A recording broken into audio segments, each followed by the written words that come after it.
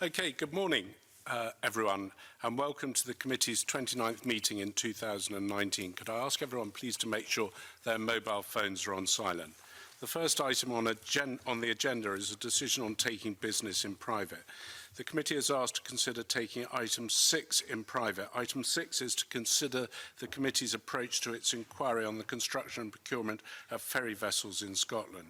The committee is also asked to consider taking item 7, consideration of the output from pre-budget financial scrutiny on road maintenance in private at this meeting and at further meetings if required. Are members all agreed? That is agreed. Therefore, we'll move on to agenda item 2. And today we're going to take evidence from the Minister for Energy, Connectivity and the Islands and officials on digital connectivity issues in the committee's portfolio. Could I welcome Paul Wheelhouse, the Minister for Energy, Connectivity and the Islands, Robbie McGee, the Head of Digital Connectivity Division, Claire Blake, R100 Commercial Director, I'm sorry about that, Caroline Tate, DWF Legal Advisor, and Anna-Marie Rabine, Leader of the Scottish Government Procurement Input on R100. Minister, would you like to give an opening statement of up to 3 minutes, please? I would. Thank you very much, Convener, and thank you to the committee for inviting me along today to speak about our Reaching 100% programme, or R100, and the wider digital connectivity agenda as it affects Scotland. In December 2017, we published the contract notice for R100, announcing our intention to allocate £600 million to deliver our 100% commitment to deliver superfast broadband to 100% of premises. In February 2018, 4 operators were shortlisted to participate in dialogue: Axion, BT, GigaClear and SSE Telecoms, with an invitation to participate in dialogue subsequently issued to those operators in March of 2018. Following a number of extension requests from bidders and a necessary pause in procurement due to a legal challenge by one bidder against another, we concluded the dialogue process and issued a call for final tenders on the 2nd of August 2019, with final bids received on the 23rd of August. Earlier this month, I announced that as sole bidder for the central and south lots of the R100 procurement, we intend to proceed to contract with BT plc as soon as possible. The R100 team are now working with BT to finalise contracts with a view to having these signed by the end of this year. An announcement on the outcome of the North lot will be made in due course. As I'm sure the committee will appreciate, during this critical phase there are limitations on the amount of detail that can be shared publicly. However, I want to assure members that when we are in a position to do so, detailed delivery plans will be shared. Our commitment to R100 is one that we are driving not because we are legally required to do so. Indeed, all legislative and regulatory powers over all telecommunications are specifically reserved to UK ministers under the provisions of the Scotland Act 1998. However, because we recognise that access to high-quality digital connectivity is a vital part of our everyday lives, providing a lifeline for our rural communities and opening up our businesses to new markets, we have sought to intervene using Scottish Government resources. We're going above and beyond what is required of any Scottish Government to ensure that everyone in Scotland can benefit from fast and reliable broadband. While I acknowledge and welcome UK Government's recently announced ambition for nationwide full fibre by 2025, we still await clear plans on how this will be delivered, and we are aware that UK ministers will potentially have to navigate a similar procurement odyssey to attain their goals. However, Convener, we could have chosen to wait for UK Government to act. Instead, we chose to act, and as a result, we are much further down the road to delivering a solution on the ground than our UK Government counterparts. Moreover, I believe, and this is backed up by evidence, that the Scottish Government and our partners have an excellent track record when it comes to successfully delivering large-scale digital infrastructure projects. Scotland's £400 million Digital Scotland Superfast Broadband programme met its target to extend fibre broadband to 95% of premises across Scotland on time and on budget. Indeed, I am pleased to confirm that DSSB has now supported more than 940,000 premises to access fibre broadband, some 100,000 more than originally envisaged.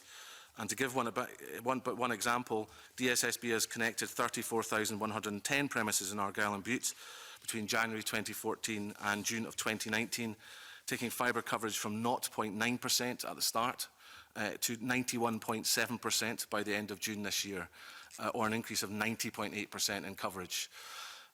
There is a grid of information which I can share with members, copies if members wish to take them. Using Think Broadband data, I'll maybe pass them around just so people have them to hand. And thanks to the successful take-up of services on DSSB-funded infrastructure, which now exceeds 50% against an assumption of just 20%, this has resulted in the release of further gain share funding totalling £20.8 million, and the programme will continue to deploy throughout 2019 and well into 2020, Convener. We also continue to make steady progress in delivering our mobile telecommunications ambitions as set out in the programme for government, despite this too being an area where powers are reserved to Westminster, and will shortly be announcing the first 3 sites to be built through our £25 million Scottish 4G infill programme, or S4GI. Filling up to 45 identified 4G hotspots, in some challenging areas. And in July of this year, we launched our 5G strategy, setting out our aspiration to position Scotland as a 5G leader and establishing the Scotland 5G Centre, a partnership between academia, industry and government to drive innovation and develop use cases around 5G technologies. So I want to thank the committee convener for the opportunity to speak here today. And within the boundaries of procurement law, I would be very happy to answer any questions that you and other colleagues may have. Thank you. Thank you, Minister. Could I also just take this opportunity to welcome Fiona Carson, who's joining the committee.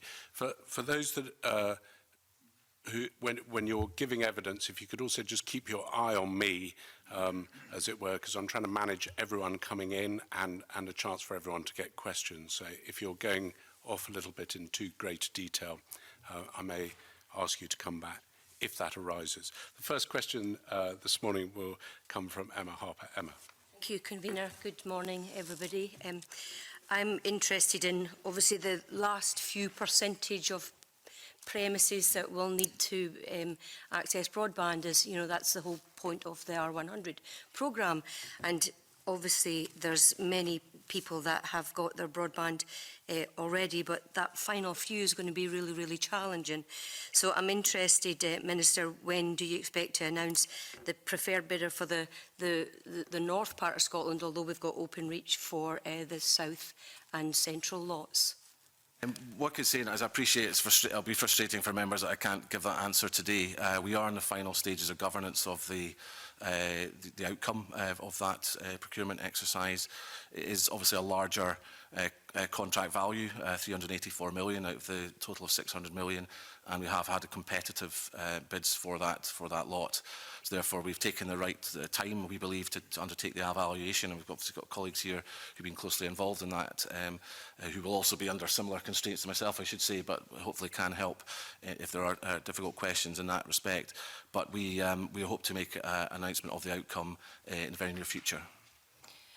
Would it be by the end of 2019? Is that, do you think? That is absolutely our intention, yes, okay, to make that decision. Thanks. Or outcome, I should say.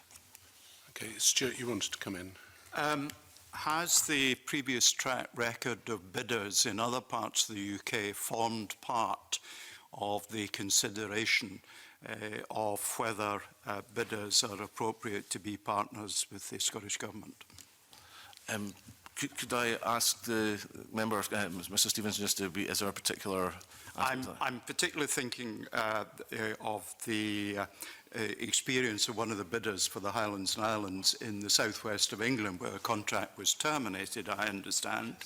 And it is, I understand, a company that is yet to show a profit, and therefore I'm not party to all the information that officials will have. How can I be? But it would at least, I think, entitle me to ask the question as to whether proper consideration is being given to the track record of that company, who've already attempted in a rural area in another part of these islands to deliver the kind of service we're looking for, and appears, on the evidence I have, to have failed to have done so. If I may, Convener, I think because of the issues around the evaluation and the legal aspects of this, if I may ask my colleague Claire Blake just to clarify what account was taken of that. I appreciate the importance of the question that Mr Stevenson has raised, and rather than cause any difficulties down the line, if we maybe invite Claire Blake just to respond to that point. Yes, track record is not technically part of the evaluation because we're actually evaluating bids at that stage, not bidders.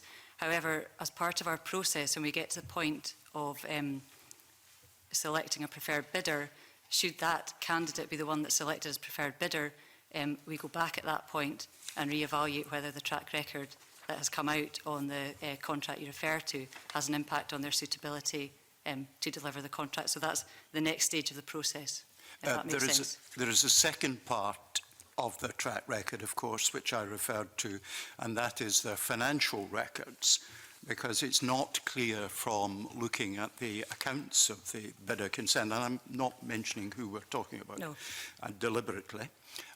It's not clear that they have the financial resources or track record on the financial side to successfully see a bid through. But again, I speak from a position of much less knowledge than you will have. That's exactly the same category. So if that bidder was to be successful in the North Lot, we would re-look at track record, financial stability, etc., that was looked at the outset to ensure that they were suitable to deliver the contract before moving forward. The Deputy Convener, Maureen Watt's got some questions. Thank you, Convener. Morning, panel. You said that you wanted Minister to announce the preferred bidder by the end of the year, but does that also mean that you want to make sure that the contracts are for all 3 lots are announced by the end of the year? It's certainly to confirm it's our intention to try and sign the contracts by the end of this year. Clearly, time is pressing, and I'm very aware of that. But given the complexity of the evaluation we've had to do for the North Lot, because there are two bidders going forwards, that has taken a bit more time than we had anticipated. But I'm still hopeful we can achieve that goal. We're certainly intending for the South and Central lots to sign contracts by the end of the year, but it's still our intention to try and achieve that for the North Lot as well. And my other question is, given that I would presume that the North is more technically challenging, why do you think there was only 1 bidder for the Central and the South and 2 bidders for the most challenging part of the R100 programme?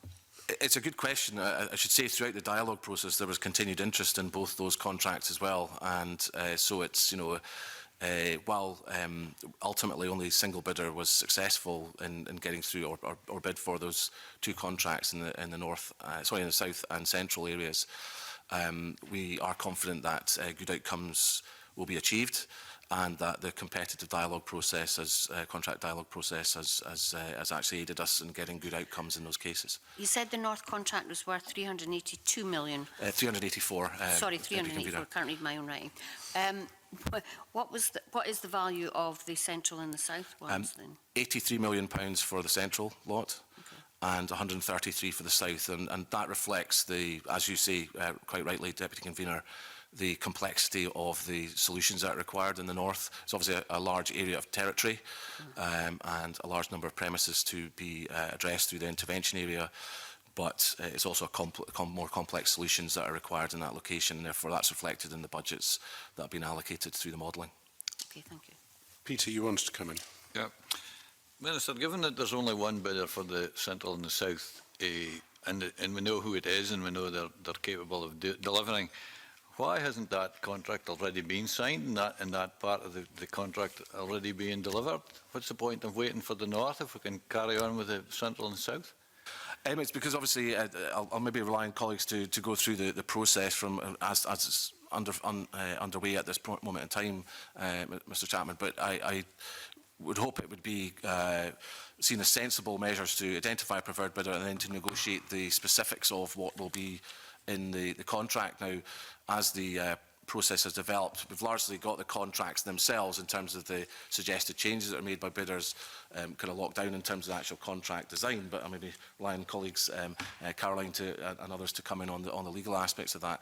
But we're also in a stage now where we're looking at the detailed timing and delivery and the solutions that they have suggested, and to go through finalising the commitments that are going to be included in the contract. So once you've identified preferred bidder, you're in a sort of a process of negotiating the final dotting of I's and crossing of T's, if that makes sense, to make sure that the contract is satisfactory for both parties. And that's a normal part of procurement process, where you identify a preferred bidder and then move to sign contracts thereafter. But I'm not sure if it would be clear, or Caroline might be better to supplement that. Yeah, I don't have a huge amount to add to that. The contracts are in relatively good shape because we use the competitive dialogue procedure. We are just moving to finalise those, and we have to get them through our own governance, but we've also got to get state aid approval from BDUK for those contracts. So we're just going through that process at the moment, correcting any minor errors that might have been in bids and tidying up. But yes, you're right, it's not an enormous task that's playing out.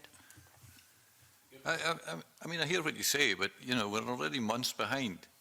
If we were on target and that was the explanation and we're going to be signed on time, then I would accept that, fine. But we're months behind where we were expected to be. We were expecting these contracts to be signed in the springtime of this year. We're now into, you know, we're right at the back end of the year, and you're still saying we haven't got even the simple ones sorted.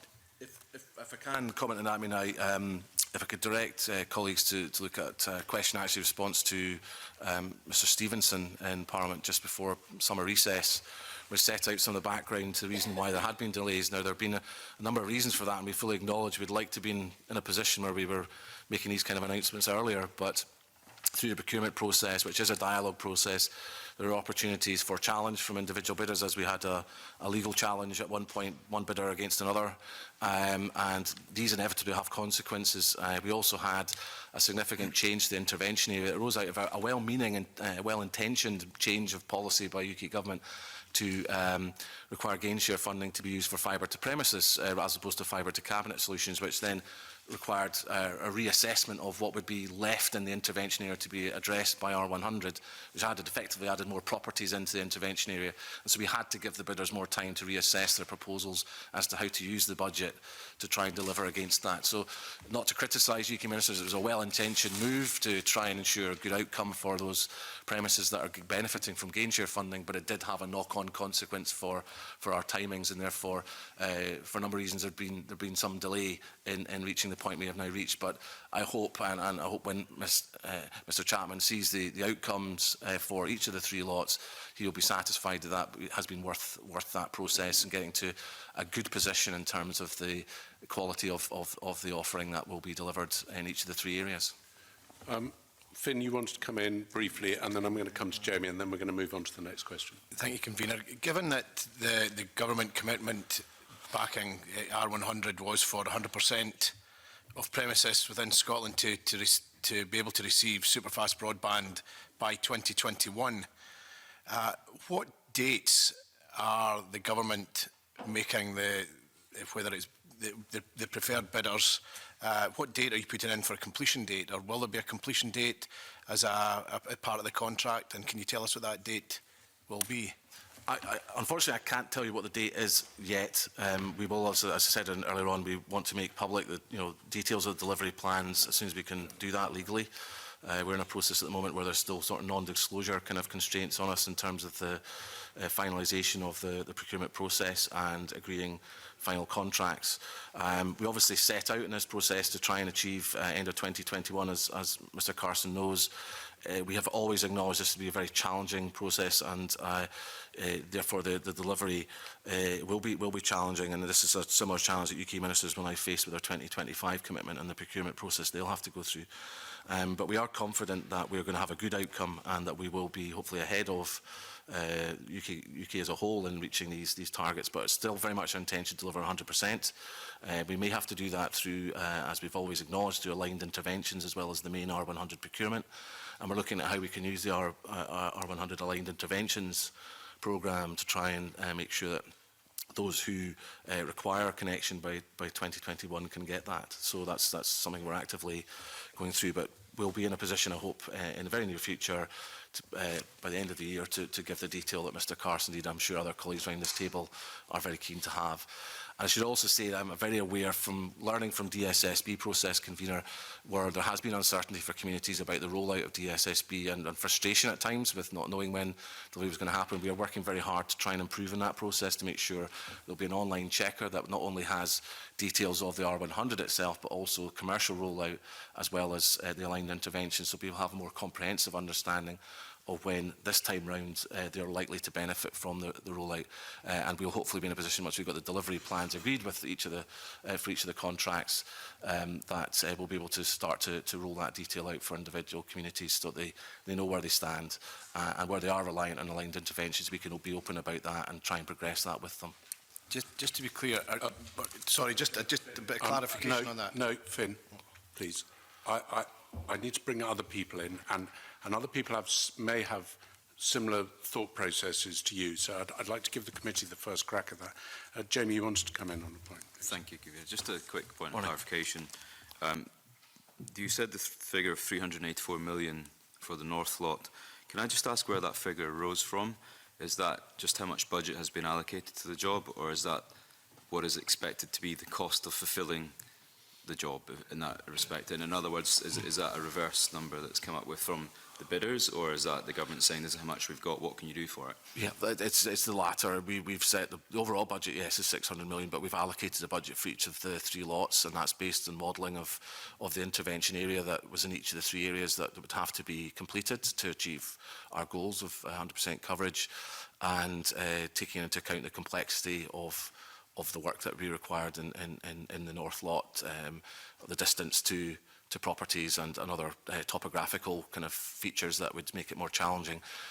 If it would help, Convener, I'm conscious of time, but if it would help bring Robbie McGee in just to give a sense as to how that has been allocated. Yeah, so I mean, as the Minister said, there was obviously quite extensive modelling that was undertaken with some of our technical advisors on what we felt would be an appropriate split across lots. We ran different scenarios, we looked at different types of outcomes, and we alighted upon the fact that this probably gave the best opportunity to really address some of the more challenging geographies by obviously directing the majority of the funds to the North lot, while obviously retaining significant subsidy in the 2 other areas that would attract commercial interest. So the fact that obviously throughout the process we managed to retain that kind of competitive tension suggests that obviously kind of has borne fruit, even if it was only the North lot where we ended up with more than 1 bid. Thank you. I'm going to move on. Colin, you had some questions you wanted to bring in at this stage. Thank you, Convener.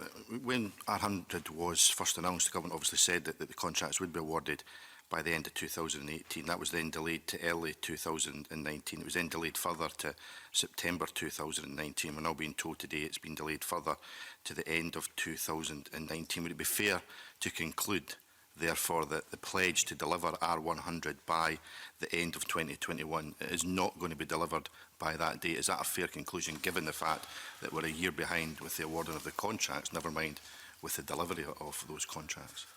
Well, I would wholly acknowledge Mr Smith's point that there have been delays. We've explained that, and I would certainly, we can get copies of or direct members to the question and answer to Mr Stevenson before the summer recess, which set out that actually the end of the year would be our revised target for signing contracts. We're still, we hope, on track to achieve that, certainly for Central and South. I'm confident that in the North we've obviously still got to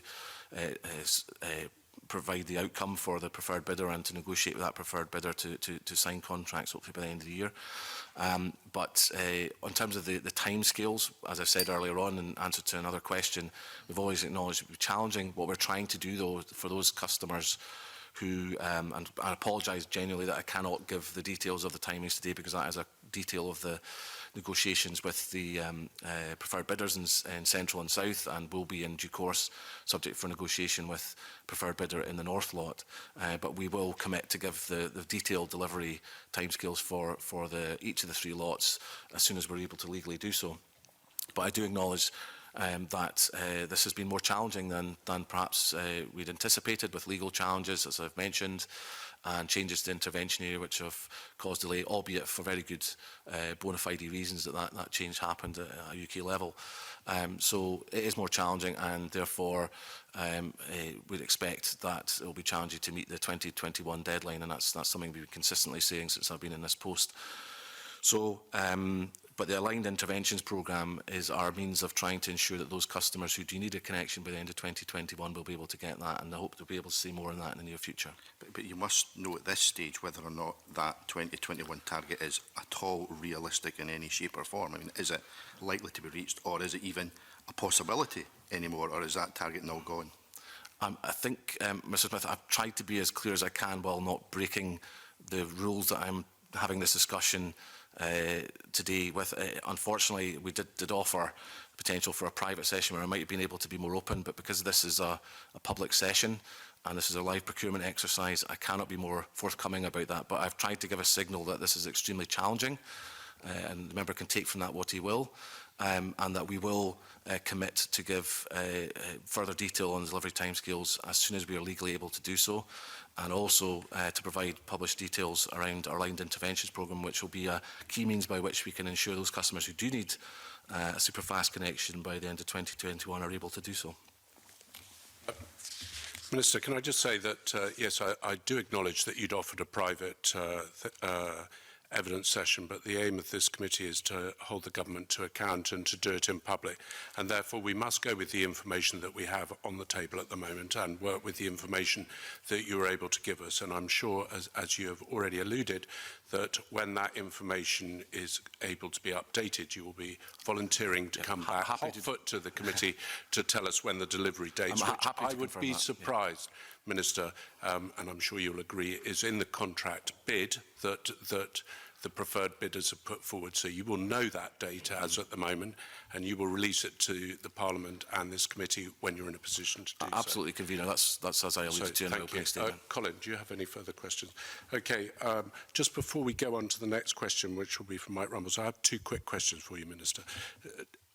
On awarding the southern and the central contracts, there will be a considerable amount of providing the preferred bidder gets those contracts, will significant amount of resources invested into it.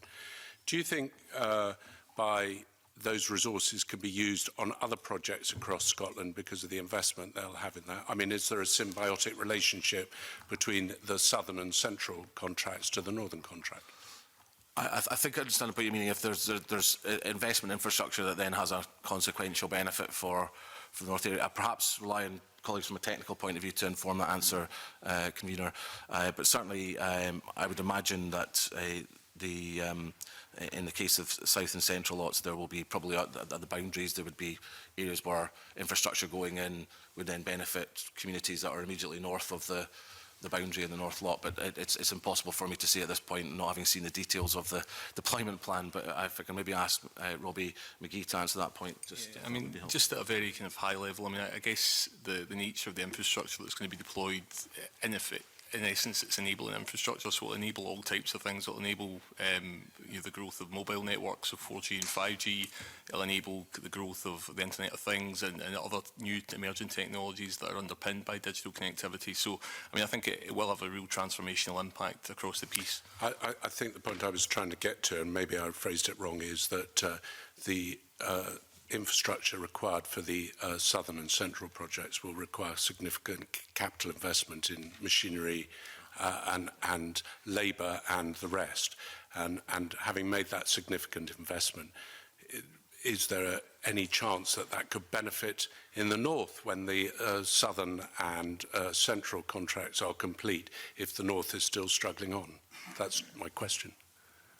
It's a good question. I guess it's one that we can't answer at this moment in time because the outcome of the North Lot is not yet in the public domain, and I probably have to be very careful what I say at this point in time as to implications of any wording I use at this point. But I would imagine certainly in terms of the fact that there's a single bidder and it's the same single bidder for central and south, there may be potential for that infrastructure benefit to in one area to benefit the other, but because the outcome is not yet published on the North Lot, I can't say more, Convener, sorry. Thank you. The next question is from Mike Rumbles. Mike. Thank you, Convener.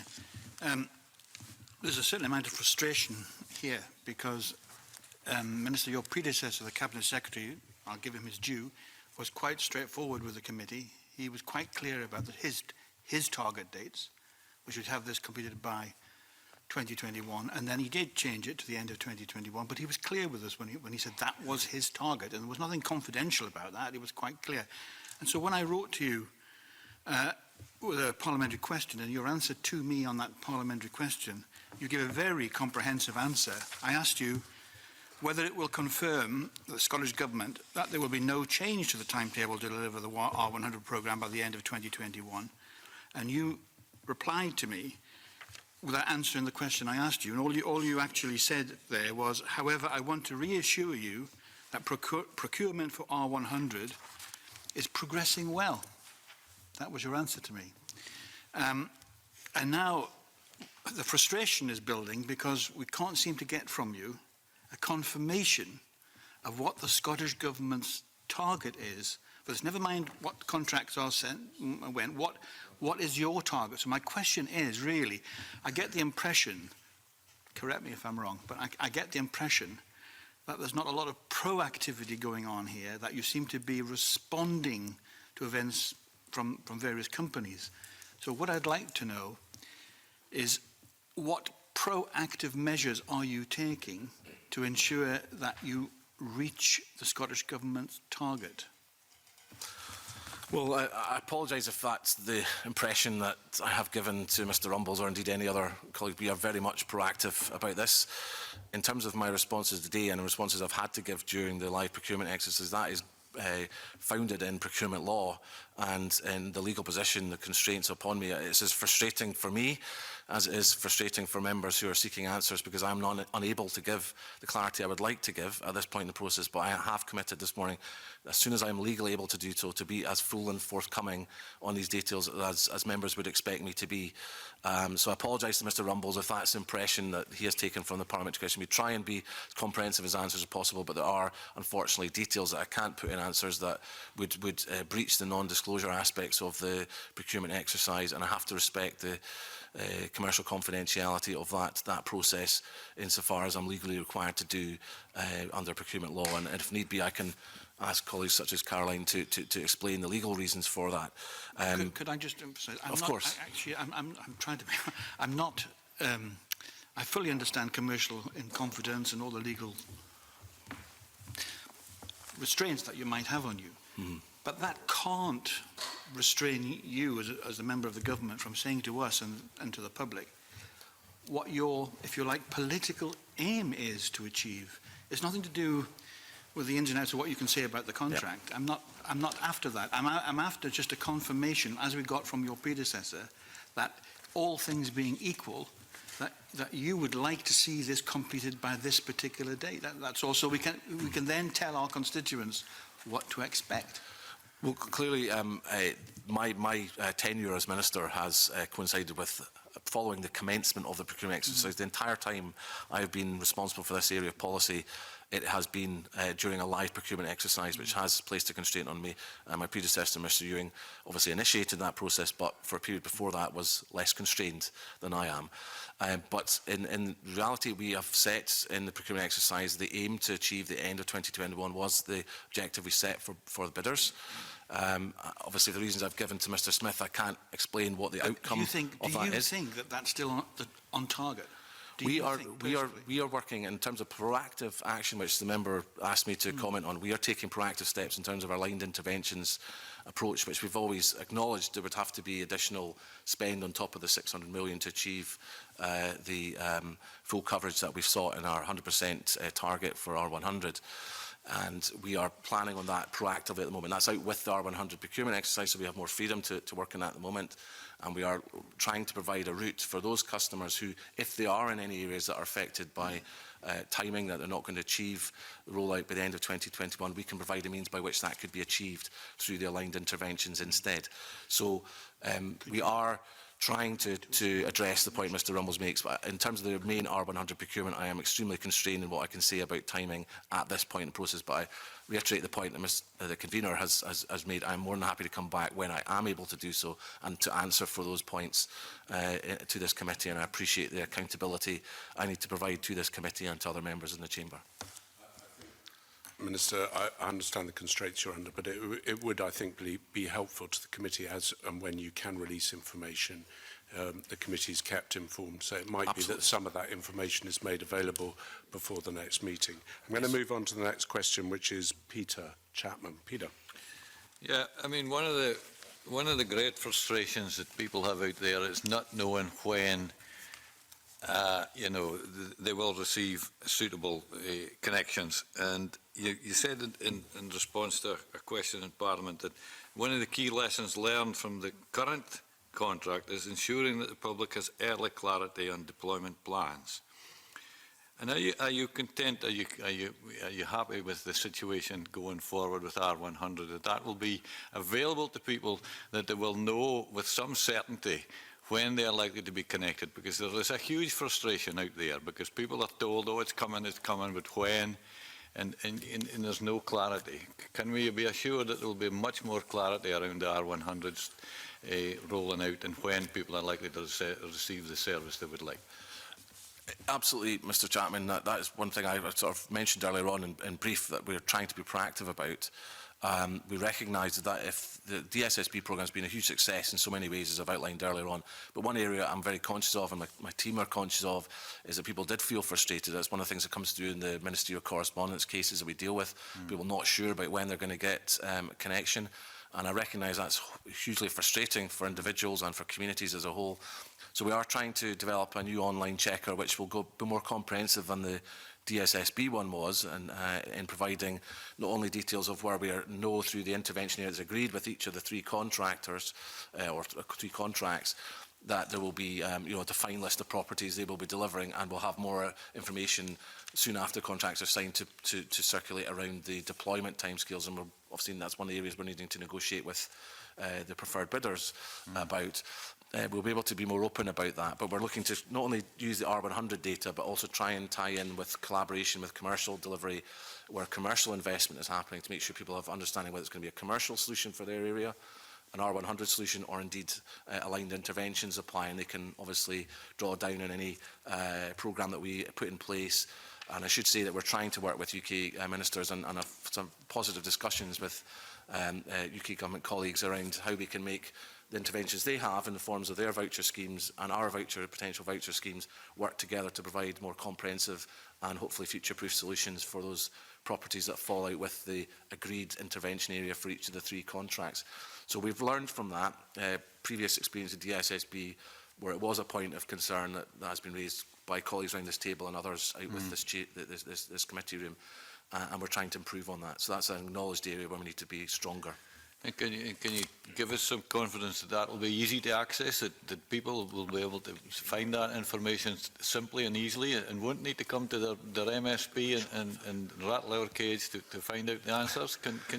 Can you tell us that will be the system that you put in place? I'm sure Mr Chapman will want to rattle my cage for other reasons, but if I can bring in Robbie McGee, who might be able to give a more comprehensive, or I know you need a short answer, convener, but if you can maybe explain how we'll go about the online checker. So hopefully, I think the experience of the DSSB programme, I think we have improved communications as we've kind of moved through. I think at the start there was more of a kind of safety first approach, where there was probably a reluctance to put too much information that was planned as opposed to built out into the public domain in case things change. I think we have seen a change in that. I think our postcode checker has got better, it's got more forward looking. I think there are a couple of things contractually that will help. So the DSSB contracts did offer quite a bit of flexibility to the supplier, so it was very much around premises past, it was numbers, so they could hit a problem in one area, they could go elsewhere, and that led to a certain volatility. With the R100 contracts, they'll be a bit different. They're premises based, so suppliers will commit to connect in specific premises, and you know, as I say, I think that will feed through into the postcode checker and the quality of information that people are able to access through it. Okay, thank you. Thanks very much. Jamie, you've got the next topic you want to go on. Thank you, Convener. Good morning to the entire panel. Just a couple of quick questions. Can I just ask a question about the contracts themselves? There's often a lot of discussion in this committee around misunderstandings around what contracts mean when they're given. Can I just clarify that the contract to achieve this will be outcome-led based on a fixed price? So in other words, whoever gets these contracts, and I'm not looking for commercially sensitive information, but it will have a price, it will have a deadline, and it will have specific outcomes as to what is expected of the successful bidder when they achieve these contracts. If I may, it might be easier just to direct that to Robbie, given he will be familiar with what we can say at this point. No, indeed. I mean, so on the contractual side, there's obviously a fixed level of subsidy per lot, and for that, we will obviously contract on an agreed number of premises that are reflected in the speed coverage templates that have come back through the bids.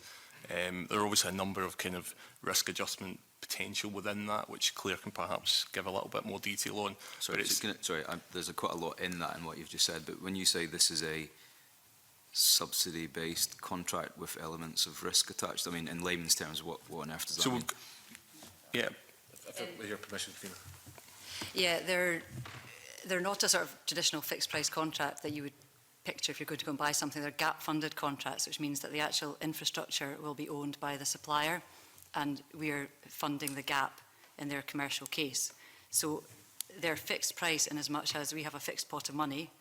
So the figures that you've heard, the 384, there's a fixed pot of money, and for that pot of money, they are obliged to deliver all the premises that they've bid in the speed and coverage template for that fixed pot of money.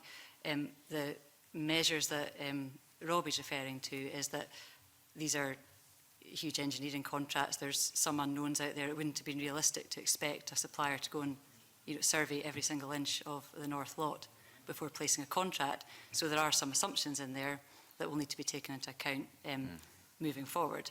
But they've been mitigated and worked through on the basis of experience as far as possible. But surely the goal of R100 is 100% of premises, commercial and residential. Therefore, the outcome of such subsidy would be 100% connectivity. I think this is a... Sorry, I think there's a bit of misunderstanding. The overall R100 programme is to deliver 100%. There's three elements to the programme. There's the R100 procurement, which quite rightly is the one that everyone's very interested in because it's high profile, it's got a lot of money attached to it. But that's only a part of it. There's the commercial build that we know is happening, and there's a big aligned interventions programme or a voucher scheme. So the R100 procurement itself was never designed or funded to deliver 100% coverage. What we asked the suppliers to do was to take our pot of money and go as far as they could for that pot of money. So come back and tell us how many premises you can get for our pot of money. That should, and the outcome will come out shortly obviously, that should get to the vast majority, but not 100%, and that was never the intention. The 100% comes from the procurement itself and the aligned interventions and the planned commercial build. So it's fitting three bits of a jigsaw together, if that makes sense. That does make more sense. Can I just ask a question? I'm sorry, I'm totally confused now. I thought R100 was delivering 100% broadband to Scotland.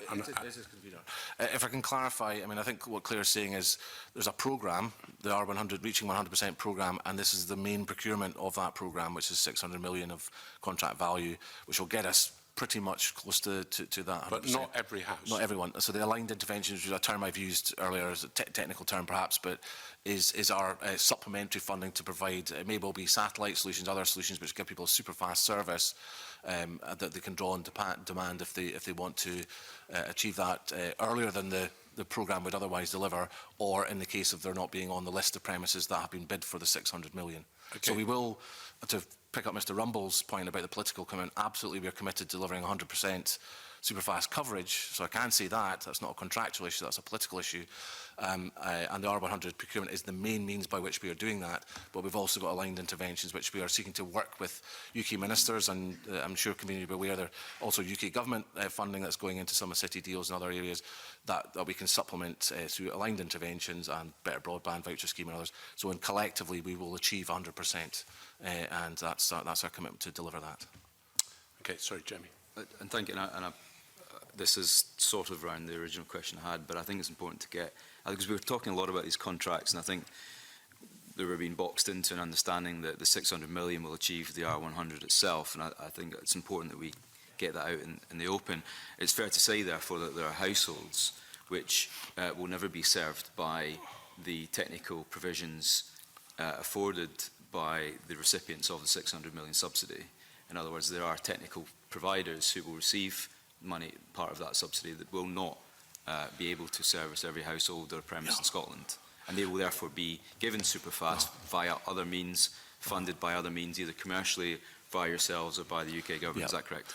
It is correct, and I should explain that we've taken a decision with R100 main procurement to target rural and island areas rather than urban areas, although there will be some urban areas that benefit potentially from the investment. But commercial-led investment is predominant in cities, urban areas, larger rural towns as well. That there's some good examples of investment through City Fibre, Virgin, Vodafone, Openreach themselves, where we're seeing some significant commercial plays, and that's where we're trying to intervene through our 10-year rates relief to try and stimulate that, and with some success it would appear in towns like Kilmarnock, for example, have been specifically cited by Openreach as getting investment because of the change in policy around business rates relief. So there are different strands of activity, and you're quite right to identify there is potential that some properties will not be picked up by R100 main procurement itself, but will be picked up, if they're not covered by that, by aligned interventions or commercial investment or other means. What sort of broadband will they get then? Will they get some sort of, you know, if you live in the Central Belt and you're covered under one of the R100 contracts, you'll get top quality cabinet fibre.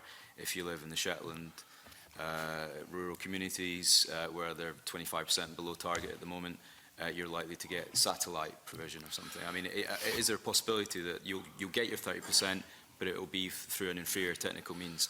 I'll be careful what I say here, but certainly I'm confident there'll be extensive fibre to premises rollout under R100, very extensive. But I'm talking about the households that are outside of the R100 bubble. So what are they going to get? There may be different solutions. Obviously, if we're providing funding per property, and we're looking to work with UK ministers to top up, so if they've got voucher schemes, we can add them together, then there'll be more funding for a more future-proof solution.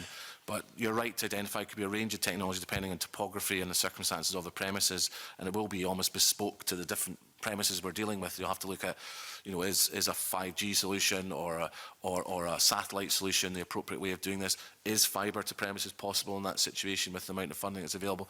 All of these will be possibilities that have to be evaluated on a case-by-case basis for the reasons that Claire gave. Even that with the R100 procurement itself, the bidders have had to guess to some extent what the lay of the land will be. They've got an educated guess perhaps, but until they actually get on the ground, they may have to fine-tune the approach they take to individual premises. But we will give a commitment, just to repeat the commitment I've given to Mr Rumbles and others, that absolutely it's our commitment to achieve 100% coverage and to make sure people have a super fast service.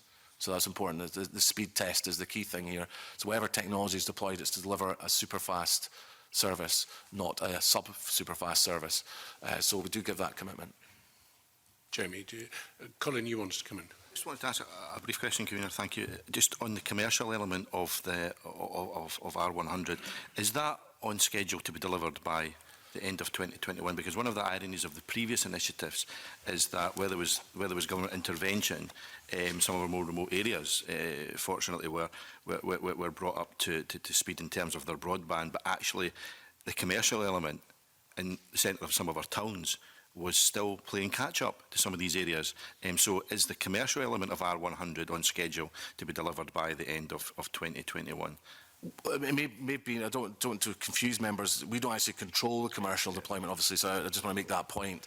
But what we are seeing is considerable investment. So, for example, City Fibre have announced a £200 million investment programme in the rollout of their 1 gigabit per second fibre to premises broadband network in Scotland. Openreach has announced, as a result of in part at least, of the business non-domestic rates decisions we've taken, that they're covering Kilmarnock, Bathgate, Broxburn and Whitburn as prioritised as part of their Fibre First programme. And Virgin are, as we know, sort of Project Lightning, which is a £3 billion programme across the UK. They're investing heavily in cities like Edinburgh and elsewhere. So there's a range of commercial deployments, and we are really pleased actually with the increase in investment interest in Scotland there has been in the last year or so in terms of commercial deployment. So there certainly, as members may know, Stirling is intended to be City Fibre, trying to make Stirling the first gigabit enabled city in the UK, not just in Scotland, and they're investing there and have been investing in Aberdeen and Edinburgh,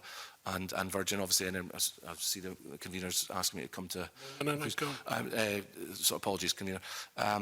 Virgin have been investing heavily in Edinburgh. We've got significant investment in Glasgow. So major urban conurbations, the market is very strong, and we are prevented from, I should also stress from a legal point of view, under state aid regulations for intervening in areas where there's commercial deployment. We're about to know whether or not all these commercial initiatives are going to deliver.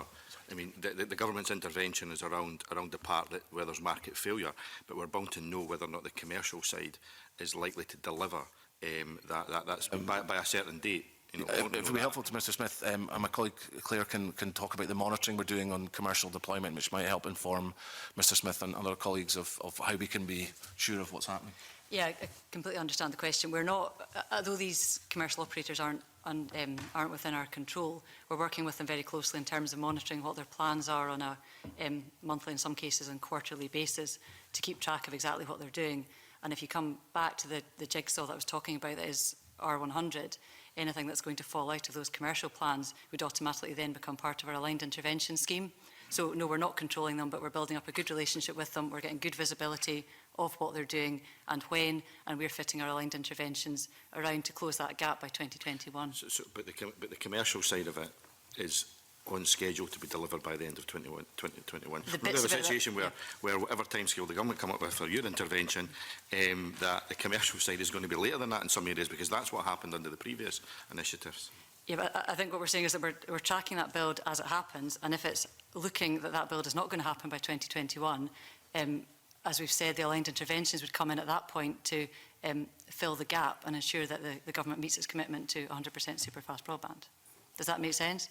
It does make sense, but it does suggest that you're going to fill a gap just because the commercial side might be a bit late, rather than because there's market failure there. There's an important point here to make, and I'm relying on colleagues to keep me right on the legal aspects of this, but we're unable to operate as a government, unable to intervene in any shape or form directly in deployment in areas that have commercial plans. So we rely on the commercial operator, as Claire's been saying, to keep us informed. If they stop planning to deploy in an area, then we are able to legitimately intervene. But until that point, we're legally prevented from intervening. So it is an important point you raise. We've obviously got a trusted relationship we're building up with the commercial operators, and we're working very closely with them to facilitate their rollout, working with local authorities who are very important partners in this as well, of course.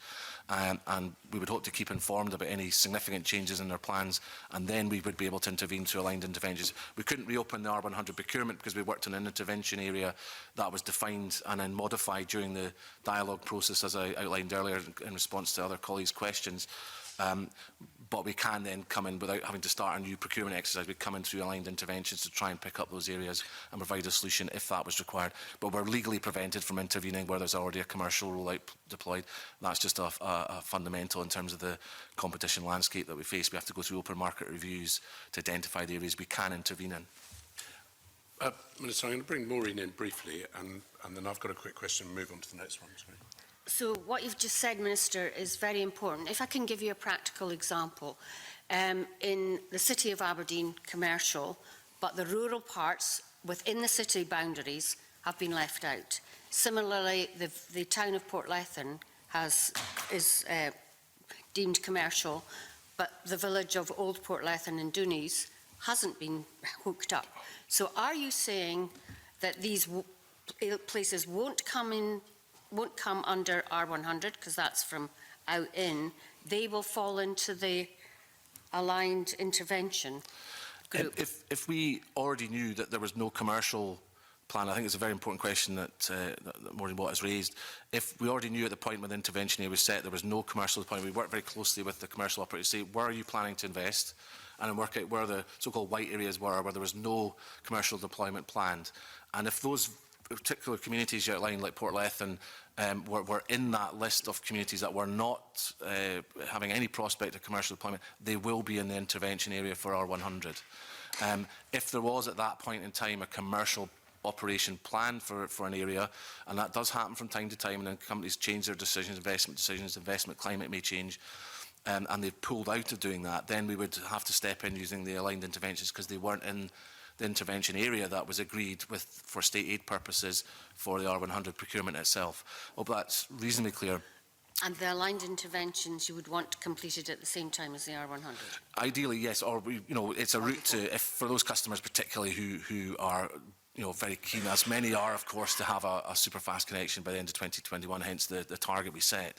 If it doesn't look, ultimately, when we're able to talk about the delivery timescales, if it doesn't look like in their area that is going to be possible by the end of 2021, we're looking to use the aligned interventions as a means to allow them to do that, to proactively go through a different route rather than wait for the R100 to deliver for them. So if that's very important for their business or for their personal life, that there's a route for them to achieve that. But the aligned interventions is a means for us to deploy the flexibility that Claire alluded to, that we can respond if a commercial operation stops in a particular area as well. And are you, sorry, Convener, but are you appealing to the better nature of these commercial companies to actually do these bits that are actually within the boundaries of what they bid for?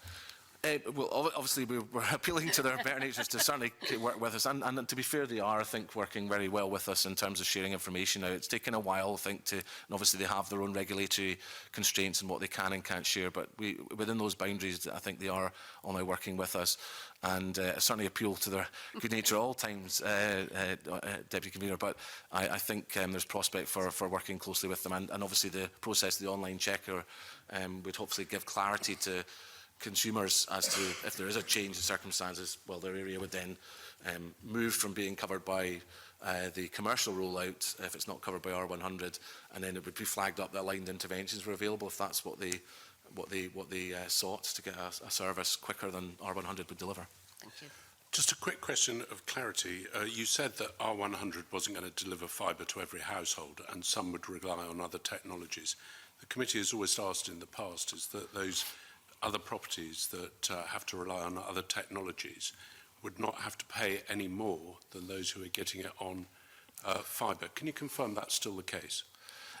Do you mean in terms of the monthly payments, Convener? If you go on satellite, it's maybe £80 a month. If you go on a broadband from a fibre supplier, maybe £30 a month, without naming any suppliers because there are more than one. So, post R100, will everyone, if they can't get fibre, be charged the same price as those that do get fibre? I would certainly recognise the problem. We are obviously funding the capital infrastructure, but what I may do is ask Robbie McGee if he can clarify where that might have an impact on the price the customer ultimately pays. If the government effectively is paying for the cost of the installation of the technology, then obviously there's a component of the monthly charge that is paying that back. If you're doing it commercially, that we effectively would already have covered, and what impact that would then have on the bill the consumer would pay. I think it's a very important point you raised, Convener, but if I may maybe ask Mr McGee to comment on that point. Yeah, I mean, I think it's important to recognise that even where there are fibre-based technologies, there's still an element of volatility in terms of monthly payment depending on the level of service that's taken up.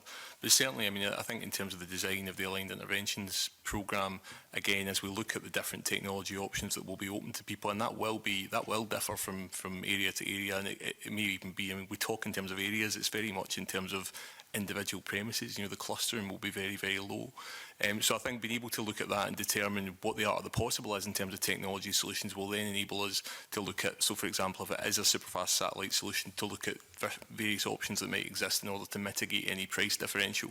But I think even in terms of you know, satellite technology, which is probably the one in the past that's been associated with higher monthly bills, I think as more capacity is becoming available, as more satellites are being launched and there's more beams that are able to access Scotland, we are actually seeing a natural reduction in terms of the costs that are coming through. But we'll obviously continue to track that, and as the Aligned Interventions programme rolls out, again, it's part of the information that we can give to the public on what's available. Maybe I could just part the fact that at previous committee meetings that point has been raised, and you can look back at the committee meetings, and the undertaking was always that those people who don't get R100 and haven't had the money invested in their properties would not have to pay any more than those people with that don't have R100. Yeah, won't have it. So, I mean, I'm not sure you can give the answer, but I think it's a really key issue, and that's what people out there are expecting. Certainly the ones that I speak to. I think one thing I can say, which is I think pointing in this direction, is unlike some of the voucher schemes that are currently available to customers UK-wide, which have a cap in terms of, I think this is maybe alluding to the point you're making, and probably predecessors have also commented on this, we're not going to have a kind of cap, so we're going to obviously try and think very carefully about how we can get cost-effective solutions for each member, and as Robbie has said, but we don't want to disadvantage people, and clearly I'm very aware of that, Convener. Okay, Angus, you have some questions. Yeah, thanks, Convener. Conscious of time, so just a quick question for the record. We clearly know that the Scottish Government's committed to the 600 million to the first phase of procurement, of which 21 million, or 3.5% of the total, was from the UK Government. So, given that these figures were announced in 2017, and again, just for the record, are these figures still accurate? They are. We are still in a position where just 3.5% of the total 600 million cost is coming from UK ministers, while that's obviously helpful, contrast the situation that we see in Northern Ireland, where a total of £150 million is committed over 2 years by UK ministers, and 91% of the cost of rolling out Superfast in Northern Ireland, and we have 3.5% funding from the UK Government for Scotland. So I think members can make their own conclusions about that. We continue to push for further funding from UK ministers, and indeed I would just point members of the committee to two key reports, one by the Scottish Affairs Select Committee, 23rd of July of 2018, which said, and I quote, "We recommend the UK Government increase its current level of investment in broadband to reach the last 5% in Scotland." We haven't seen an increase in funding. To be fair, there have been some regional and city region deals that have gone through, and I can talk about detail of those, but in terms of contribution to R100 itself, we haven't seen an increase in funding. And the EFRA committee in the House of Commons suggested allocation of funding to devolved nations should be needs-based rather than Barnett allocations. For example, Scotland requires coverage to be provided to the West Coast Islands, as well as Orkney and Shetland in the north, providing additional remote rural challenges. And we'd certainly welcome those positive contributions from the two committees in the House of Commons at recognising the unique, maybe not unique, but certainly particular challenges that Scotland's topography results in terms of the cost of implementation. And I know Mr MacDonald knows the Western Isles very well. The challenge in that particular locality to deliver superfast services is well acknowledged, as it is in the other island communities of Scotland and remote rural communities. So we certainly want to work positively with UK ministers. I've had very positive discussions with Nicky Morgan and Matt Warman so far. We're still, navigating those discussions, but we're looking to collaborate in areas like 5G, for example, and as I say, positive discussion about how we can use voucher funding together to try and achieve better outcomes. But I would repeat the point, I think we are getting a pretty poor deal in terms of funding compared with even Northern Ireland across the water. Indeed. Thank you. Thank you. There are a lot of members still with quite a lot of questions. I would ask members to try and work out where they can focus on particular areas within a single question or within a couple of questions, just so we don't overrun too late into this. But this is very important, so I'm mindful of that. Stuart, you had some questions. Yes, and at least one of them I think is fully covered, Convener, which is helpful. But I just want to look at the estimated subsidy per premise. Now, just to give some context to this, I understand under the UK scheme that will apply elsewhere, they're subsidising up to £3,000 of installation charges per premise. Now, if for the 180,000 premises we still have to connect, you multiply 3,000 to that, you get £524 million. Should customers in Scotland actually apply to the UK government for the £3,000 and let the Scottish government therefore top up the remainder, that would be fundamentally different from the 21 million that the UK government is currently providing. But if the UK government supported Scotland as they're supporting elsewhere, it would be something of the order of 524 million. So what is the subsidy per premise likely to be? And how do you comment about the discrimination in favour of premises that the UK government is making south of the border compared to north? Well, if I can't, I'll maybe use, perhaps unless my colleagues kick me very heavily on this, use gain share as a means of demonstrating this to some extent. But Mr Stevenson is absolutely right. We welcome the announcement that's been made recently about the £5 billion that UK government's committed to achieving full fibre or gigabit-ready services. And that is potentially good news. If it's Barnettised, we're going to get 8.5% or 8.4% of that. But as the committees, I think particularly the EFRA committee and the House of Commons have acknowledged, there's actually, if it was followed a needs-based approach, we might get more than that. But in terms of the gain share process, looking at what we've had previously, we've seen two main rounds of gain share funding, which initially have delivered significant numbers of properties. I'm just trying to get the details, Convener, but just to come in, on the first tranche of gain share, which was £17.83 million in total, that connected around 29,000 premises. In the second trench, it was a similar amount of money, actually slightly more, 20.8 million across both contracts, and that was 7,000 premises. So I think you can already see that the kind of hockey stick effect as you move into these more challenging areas is already manifesting itself in terms of the level of coverage through gain share. And obviously, you know, that kind of hockey stick effect will, I'm sure, be... And it also does show and illustrate the point about the change in policy around fibre to cabinet versus fibre to premises. So that has been a big driver for the increased cost per premise now, that, for very good reasons. I'm not criticising the decision, but it does increase the cost of interventions per property, and especially in Scotland and other rural parts of the UK. Do forgive me, Minister. I'm just really trying to see why the UK government think it's appropriate to provide subsidy of £3,000 per premise to get them to the hard-to-reach premises. Why, have you been given any explanation as to why they're not providing a similar quantum per hard-to-reach premise in Scotland? Because at present, the number they're offering per premise is about £250 per premise, not £3,000. Yeah, I do understand the point that Mr Stevens is making, and it's a valid one, definitely. Obviously, there are some. To be fair to UK government, there are some voucher schemes which are available in Scotland as well. But there is an upper cap, I think, for better broadband voucher scheme of 2,400, I think. Yeah. Which is, as for obvious reasons, goes nowhere near the cost in some remote rural properties of putting in place a super fast or gigabit standard service. So the funding, we have highlighted that point to UK ministers about the cap having a detrimental effect on rollout in Scotland, notwithstanding the fact we've made huge progress through DSSB and indeed through Gainshare, which is picking up some communities now with fibre to premises outcomes for those communities in the latest round that Robbie has referred to.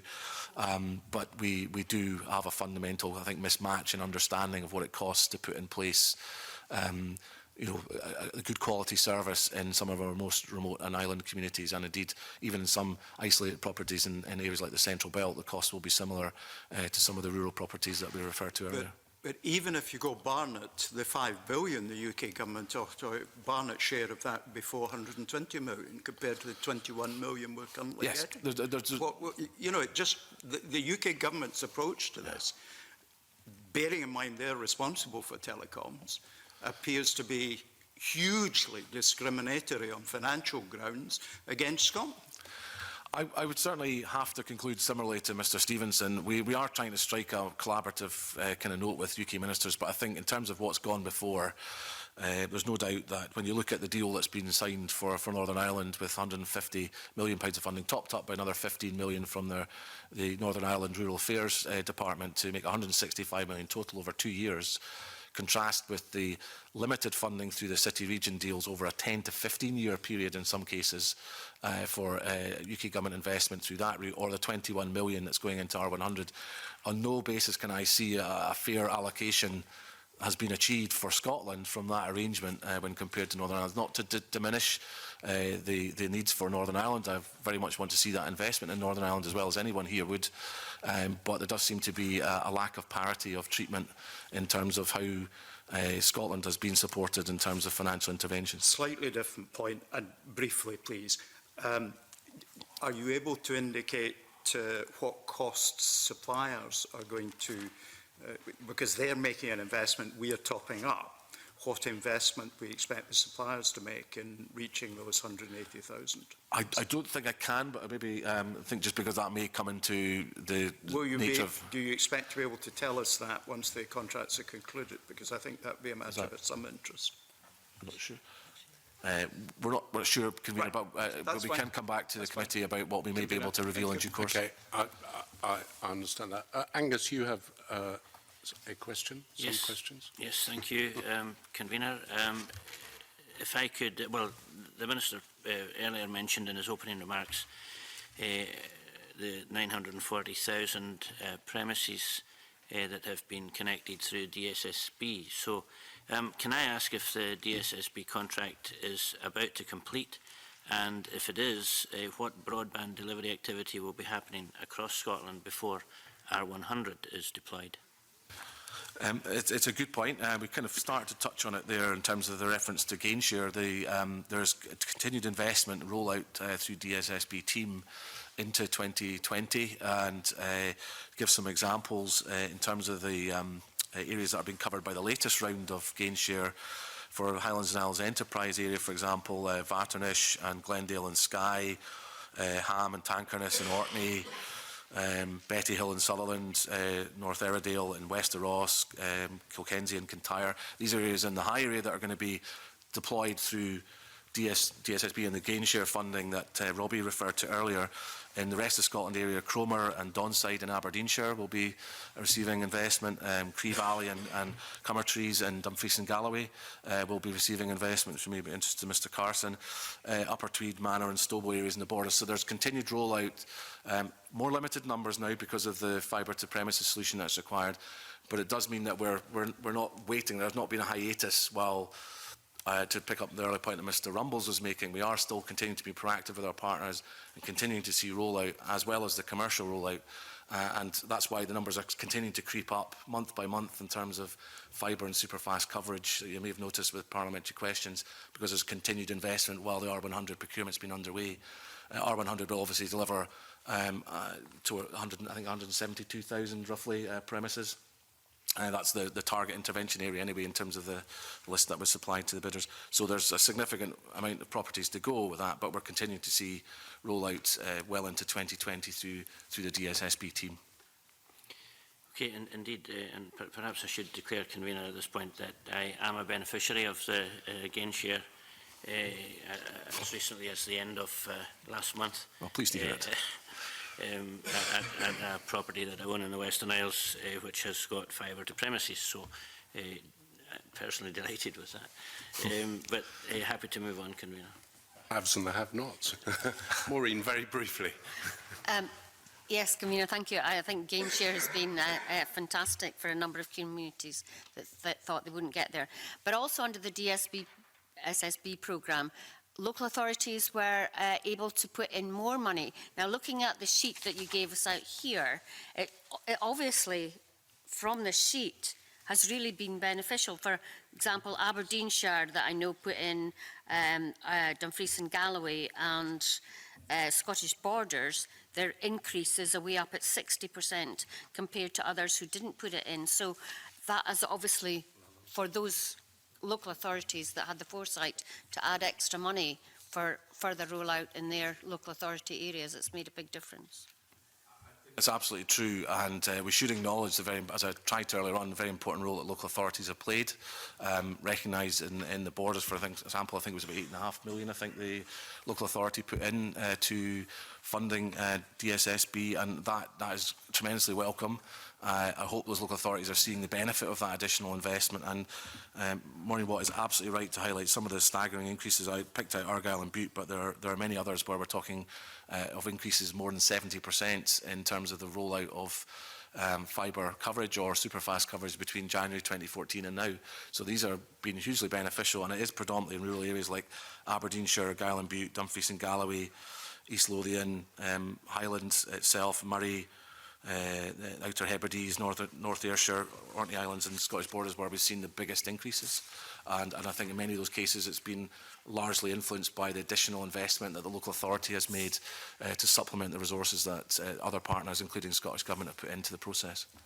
Thank you, Minister. We're going to move on to the next lot of questions, which is going to come from Richard Lyle. Richard. Yes, good morning, Minister. I've listened intently to comments being made this morning. There are still people who tend to forget that R100 is an additional project brought in by the Scottish Government. Installing broadband is a reserved matter to the UK Government, not the responsibility of the Scottish Government. Let's not forget that. In the paper you've given us this morning, it's given some amazing improvements in the last 5 years in connectivity.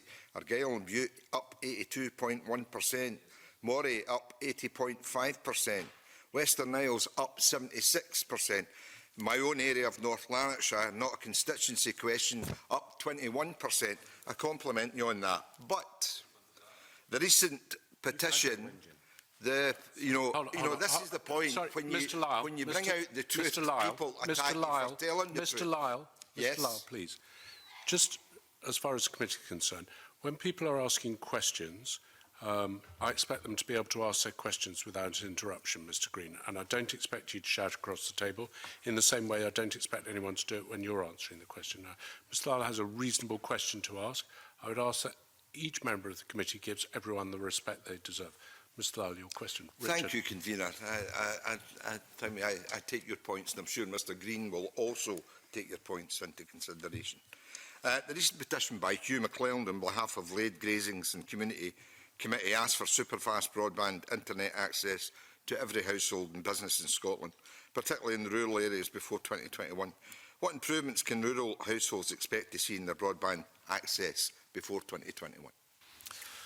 It's a very pertinent question. Indeed, colleagues around the table have been probing about this, and I do apologise again to Mr Lyle that I can't give detail about what R100 would do, but we are I'm trying to give a very firm steer to the committee that whatever R100 will deliver, we will want to supplement that with our line of brevity, that was just an opening question. Right. Here is where I really am coming from, and this is the one that really concerns me. Committee has heard evidence from about fibre cable that's been installed in the village of Lade, but is yet not accessible for petitioners' purposes.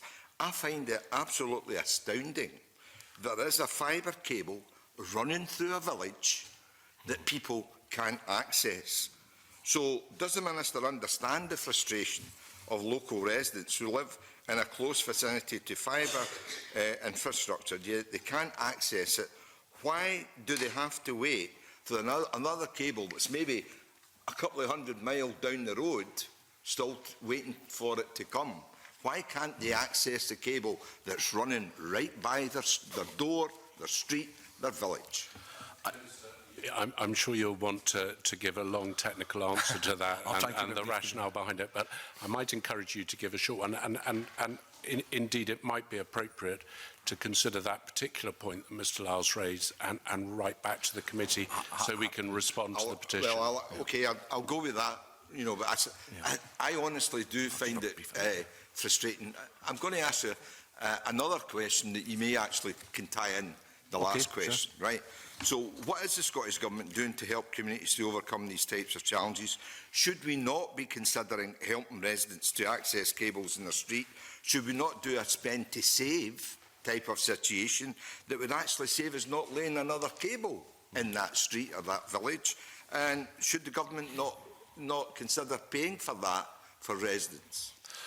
Well, I will keep it brief, and I will come back with a more substantive response to a very important and actually very fair question that Mr Lyle has asked around particular communities. And there are many communities that are in that situation, sadly, because of the way the market has worked and the way that the government is able to intervene to try and resolve that. I've come across many myself, so it is very frustrating when you see a customer having a cable going right past their driveway. They know it's going to the cabinet, but they can't access a superfast service. They maybe still got a long line issue.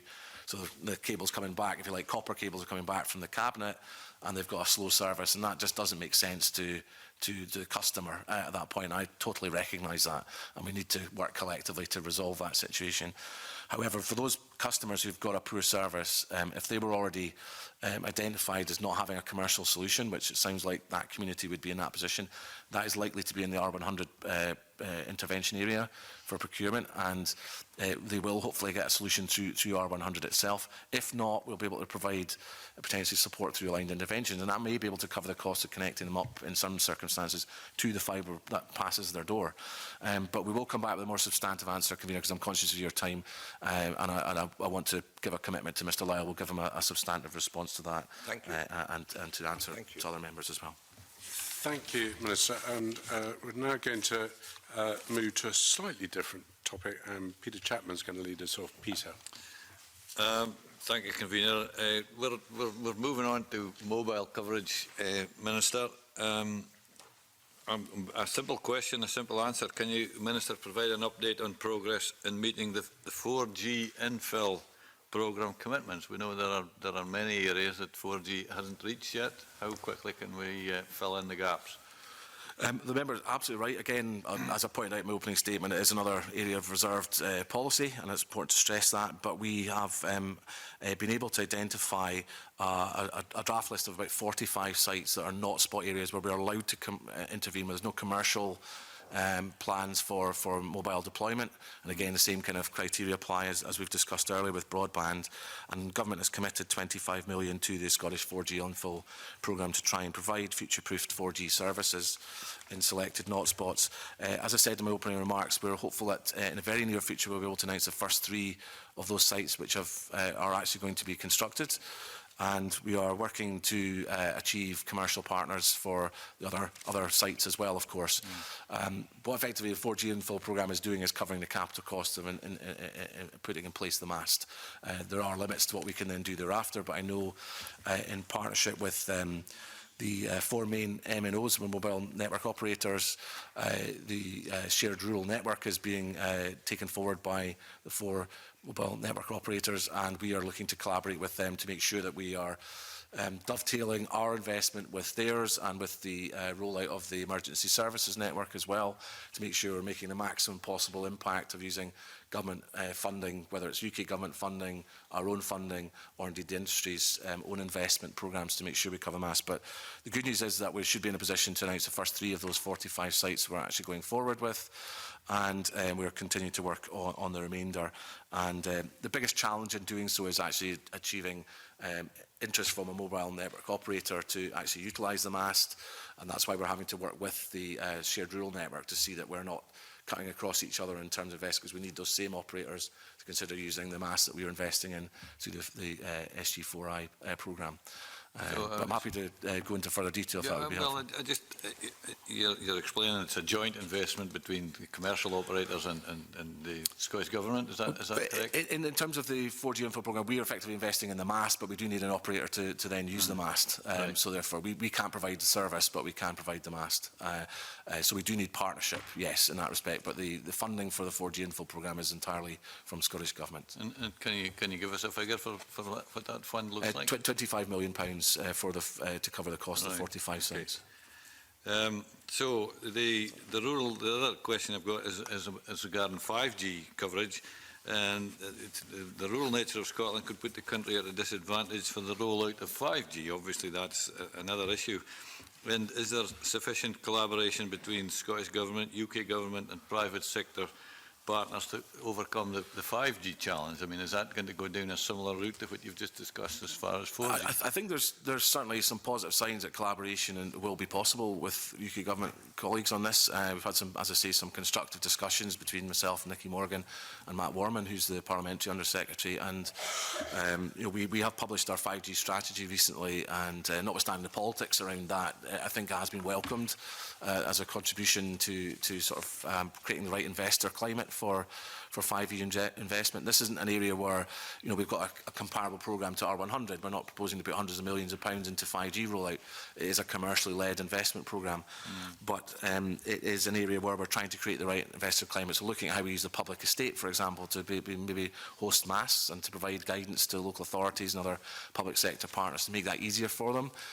Looking at planning powers to how we can support in that way, and obviously the rates relief for the 10-year period for newly lit fibre also helps create the backhaul that is the fibre infrastructure, if you like, to support the rollout of 5G masts and other infrastructure. So we are working in a collaborative way, and obviously UK ministers we're collaborating with them in terms of legislative change to allow appropriate way leaves and other important measures to enable rapid deployment of 5G. And the other area, of course, we're collaborating on is reassuring people about public health as well, where Public Health Protection England is the lead. You mentioned the planning issues. I mean, some of the problems, some of the backlog about getting new masts has been around about planning issues. I think there's a programme to simplify that and make that quicker and easier to achieve. And where are we with that part of the programme? Mr Chapman is absolutely right. That is a high priority, and obviously trying to work with Scottish Land and Estates as well and other key parties in this to try and make sure that we develop a kind of a way forward that actually works for them as well. Because I think it's recognised it's in everyone's interest to see the rollout of mobile infrastructure, and not least those working on the land for health and safety reasons and other measures, they be able to do that. So working with both other stakeholders, but with local authorities, COSLA, and the Planning Minister, Mr Stewart, obviously is a lead in this area, but we're looking at how we can make the planning process easier for digital investment more generally, but certainly with a view to creating 5G possibilities. I don't know, with Convener, if there's any I think further detail from Mr Mead. The member's indicated he's happy with that answer. So if I can move on to a brief question from Stuart, and then I'm going to come to Emma. Will the government's efforts on 4G, perhaps 5G, help the smart meter rollout programme, which depends on access to a mobile network? I'm not quite sure what network. That's a very good point. We've looked at, in terms of the rollout of 4G, but also in the 5G strategy, the additional services and benefits that come to society from investment in mobile telephony of that kind. And it's not just in areas like smart meters, which I'd certainly encourage people to deploy a smart meter, and I'm exploring that myself currently. I've got a bit of a technical issue to overcome, but I'm in the height of my ceiling. But apart from that, but too much detail for the convener and the committee, I'm sure. But trying to do that, I think there's very good reasons to encourage customers, particularly vulnerable customers, to get on a smart meter, and I think this will obviously create the infrastructure that enables that. But other areas like mobility as a service, digital health, innovation, and the kind of equipment that can be used to monitor people's health and well-being. All of these are opportunities that come to Scotland from being at the forefront of trying to deploy this technology, and I recognise we have to provide reassurance around issues such as health, but I'm confident we can do that and then roll out the infrastructure that will generate significant new economic opportunities for Scotland. And I think probably I'm especially excited about the opportunities for rural areas, I think, that arise from 4G and especially 5G investment in the future. Thank you. Emma. Thank you, Convener. The UK government has a 5G strategy which was announced in 2017, and their goal was to connect 50 million premises to full fibre broadband by 2025, but then provide full fibre broadband coverage across all of the UK by 2033.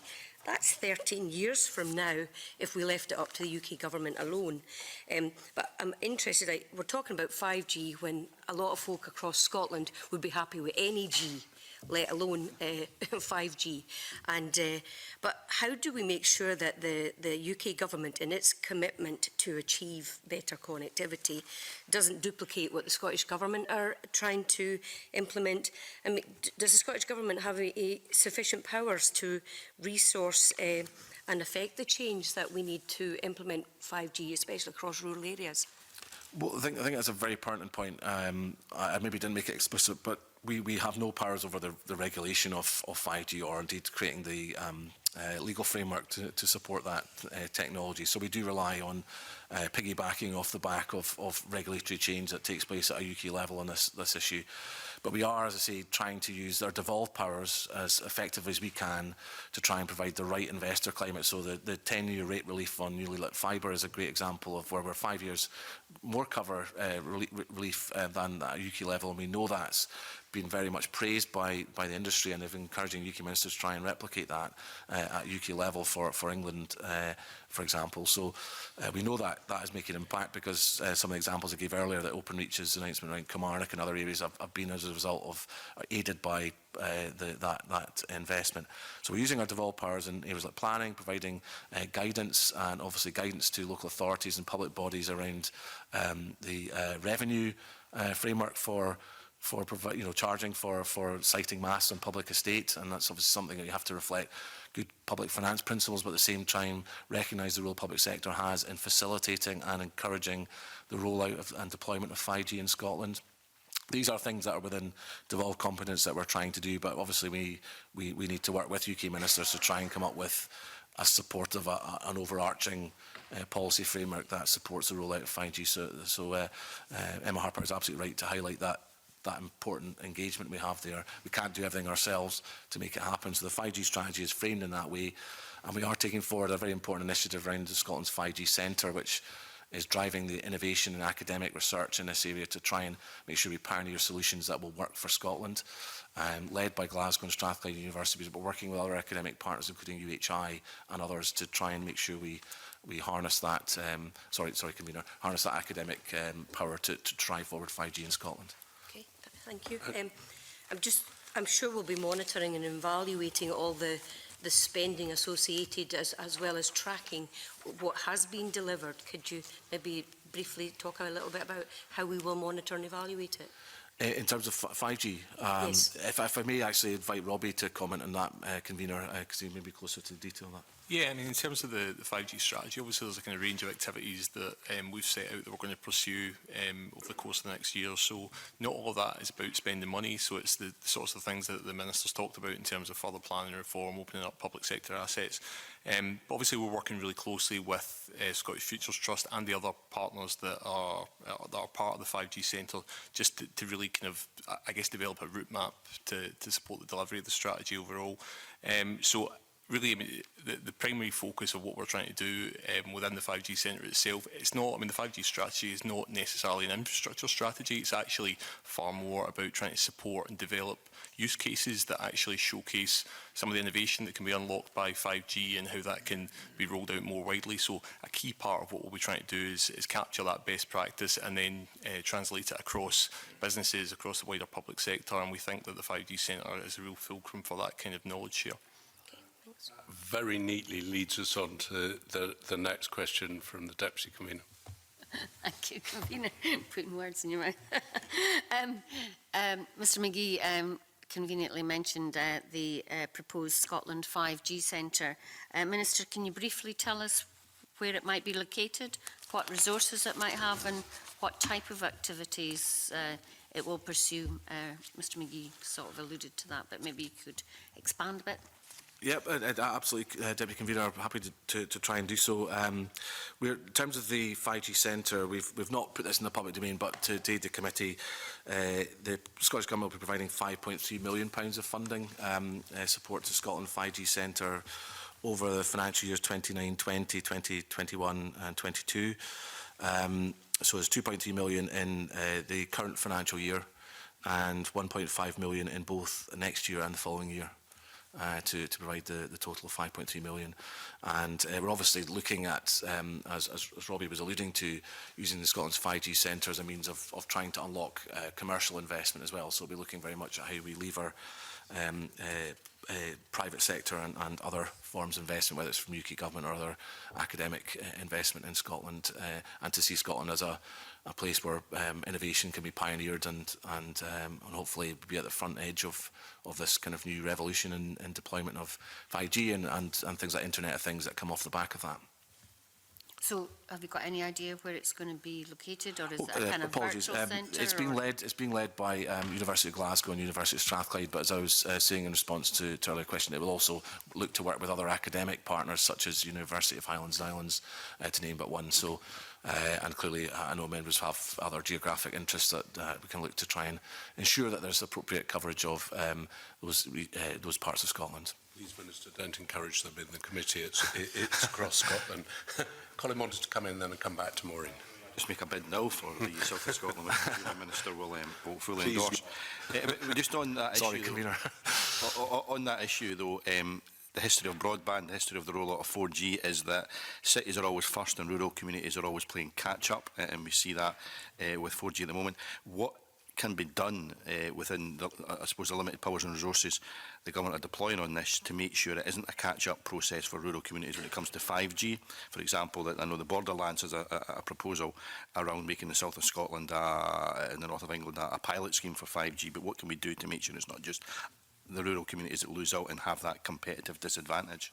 I very much agree with the member that we don't want to see sort of repeat of previous telecoms kind of revolutions leaving rural areas behind, and so that's very much a focus of my sort of engagement with the team around the development of the 5G Centre, is to make sure it is connected into rural Scotland. And indeed there has been some really pioneering work, as Mr Smith and others may know, in areas like Orkney, recognised largely funded in that case by UK government, There's a very advanced work that's been done in Orkney to develop 5G and to look at how it can play into energy system and transport infrastructure to try and help with things like mobility as a service. And indeed, that's we can learn a lot from that initiative. So very much at the heart of that. That's why I'm stressing the likes of University of Highlands and Islands and others potentially. And I'll take a note of Mr. Smith's comments about the south of Scotland as well.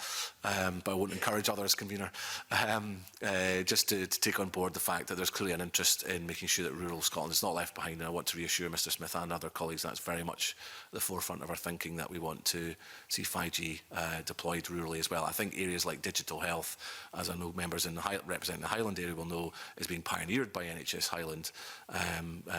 Not having looked at evaluations, convener, I know there's potentially very exciting benefits from that for individual patients. So these are very much services that are being developed with rural, in that case, rural patients in mind, and I think 5G will help enhance that kind of service availability.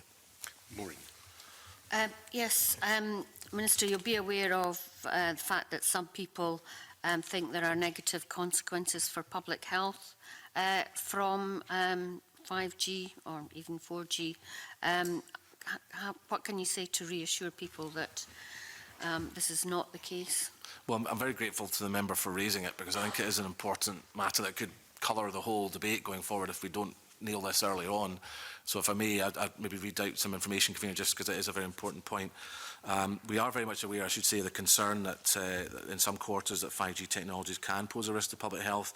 Like the UK Government and other devolved administrations and the NHS, we receive advice on the issue from Public Health England, who are the UK technical authority on electromagnetic frequencies and potential impacts on health. And based on their advice on the 26th of August, we published a short position paper on 5G and public health. That's been endorsed by our Chief Medical Officer and by Mr Fitzpatrick, the Public Health Minister.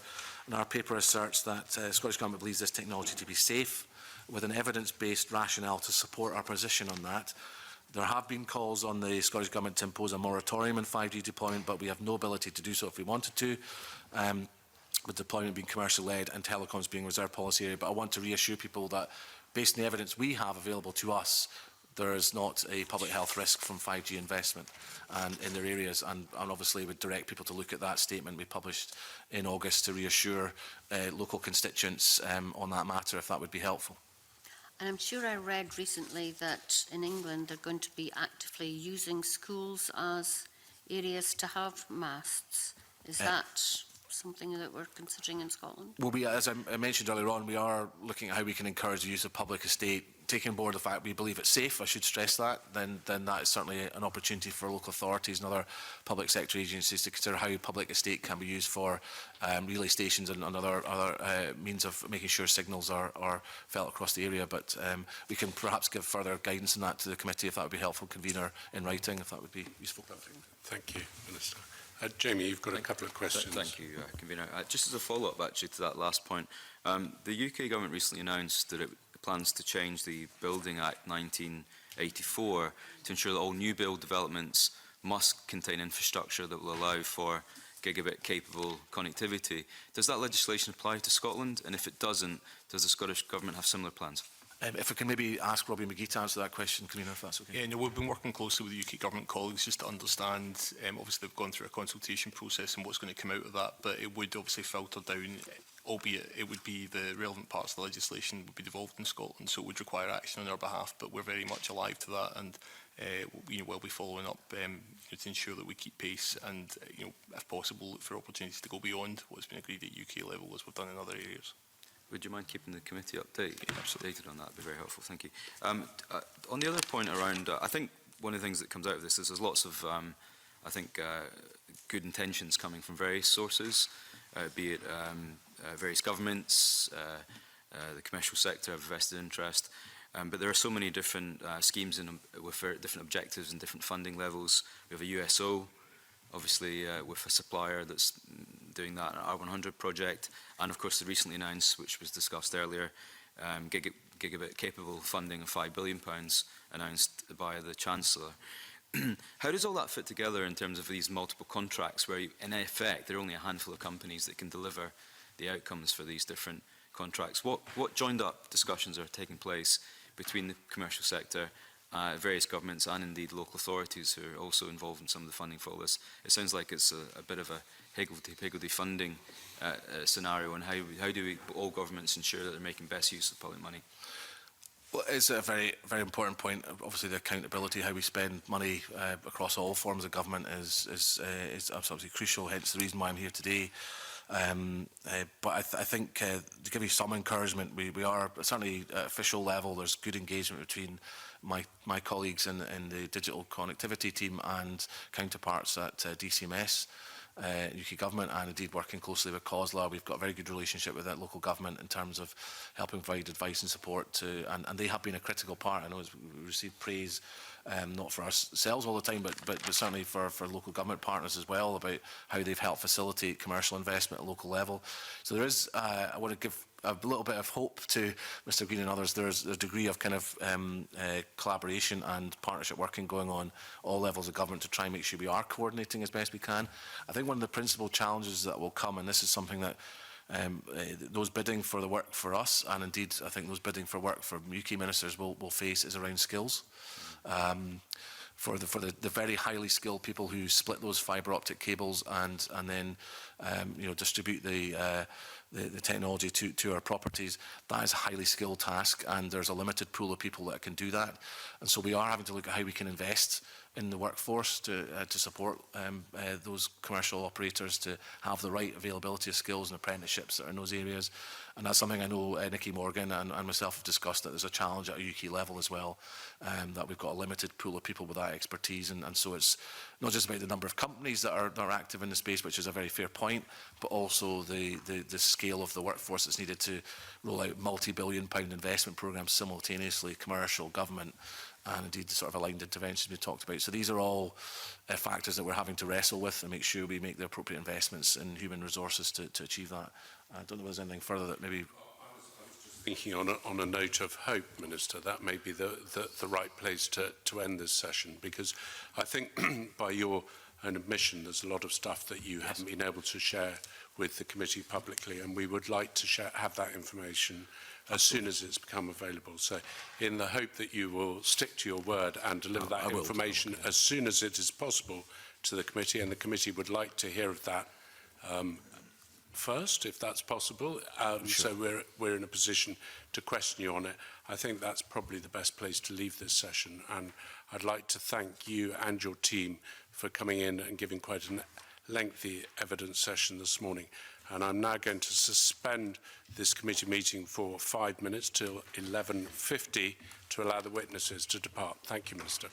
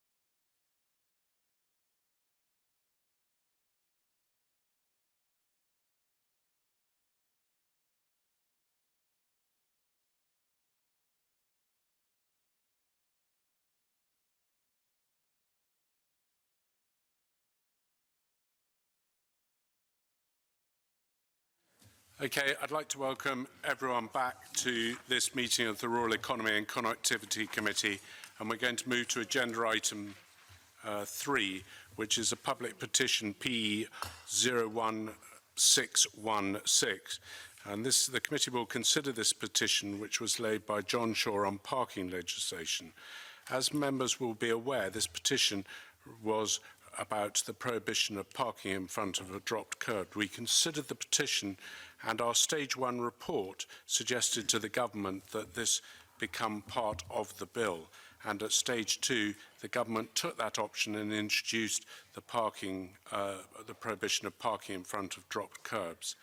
So the committee now needs to decide what it would like to do with the petition and whether it wants to take any further action in relation to it. I think it may be appropriate, as this has now become law, that we write back to the petitioner and tell them that we considered carefully the petition and his petition bore part of our stage 1 report, and therefore encourage the government to bring this in as part of the legislation under the Transport Bill.